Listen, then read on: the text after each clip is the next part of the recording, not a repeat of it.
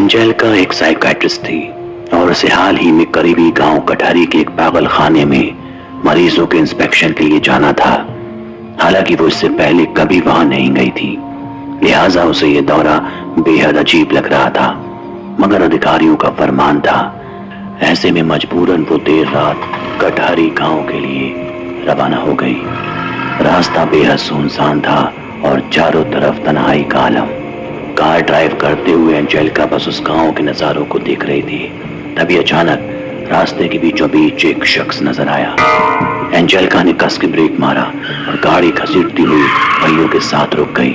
वो शख्स दौड़ते हुए एंजेलिका की कार के करीब पहुंचा और उसे अपना परिचय दिया।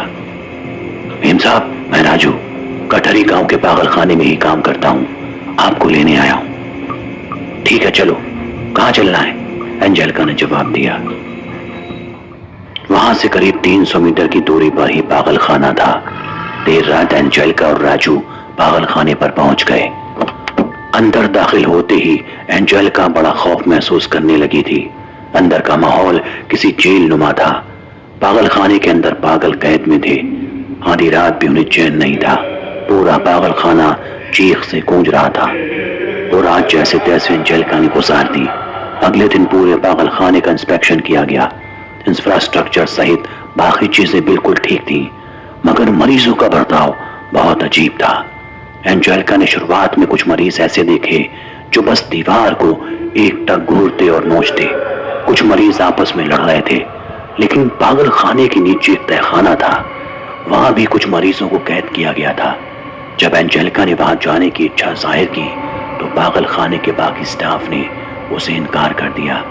कहा वहां कुछ भी नहीं है, मगर अब तक एंजेलिका को शक हो चुका था। वो अपनी जिद पर अड़ी रही और मजबूरन स्टाफ से दरवाजा खुलवाया गया और अंदर उतरते ही उसके सामने जो मंजर आया वो हैरान कर देने वाला था। अंदर कई पागल जेल में बंद थे। उन्हें पूरी तरह प्रताड़ित किया गया था। शरीर पर खून था। तभी उसे एक अजीब सी ठंडक महसूस हुई। बाहर की तरफ दिन ढलने लगा था। उसने देखा कि कैद में बंद सारे पागल धीरे धीरे रिहा हो रहे हैं। वो दीवारों के आर पार निकलते हुए उसके करीब पहुंच रहे हैं। उनका चेहरा भी धीरे धीरे भयानक होता जा रहा था। उन्हें देखकर एंजेलिका बहुत डर गई। वो समझ चुकी थी कि इस जगह में हो ना हो कोई ना कोई बड़ी दिक्कत है। वो तहखाने के दरवाजे से बाहर निकलने की कोशिश करती है, मगर पागल खाने के स्टाफ ने दरवाजा ही बंद कर दिया था। अब कहीं जाकर उसे समझ आया था कि उसके खिलाफ किस तरह की साजिश की गई थी।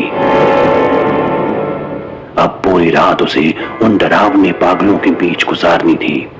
उसने देखा कि पागल खाने में औरतें हवा में तैर रही थीं। दीवारों पर छोटे छोटे बच्चे दौड़ रहे थे। कई लड़के अपने दांतों से खुद की खाल उधेड़ रहे थे और अपने मांस को चीर चीर कर खा रहे थे। समझ नहीं आ रहा था कि आखिर ये क्या हो रहा है। तभी एंजेलिका ने देखा कि तहखाने में एक दरीचा है जहां से चांद की रोशनी अंदर दाखिल हो रही है। एंजेलिका फौरन उस तरफ दौड़ी, मगर पीछे से सभी उसको पकड़ने के लिए भाग रहे थे। इसी बीच उसकी चमड़ी किसी धारदार चीज से कटकर खून रिसने लगी।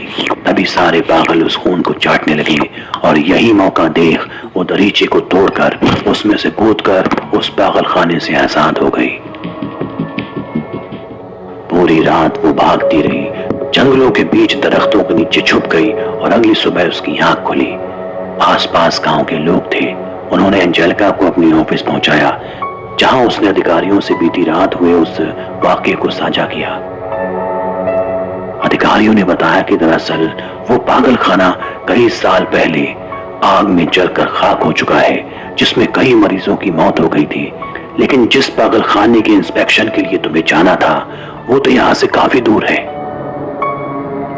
जब पुराने वाले पागल खाने में आग लग गई थी तो नया पागल खाना उससे 1 किलोमीटर दूर बनाया गया है। शायद तुम वहां पहुंच नहीं पाई।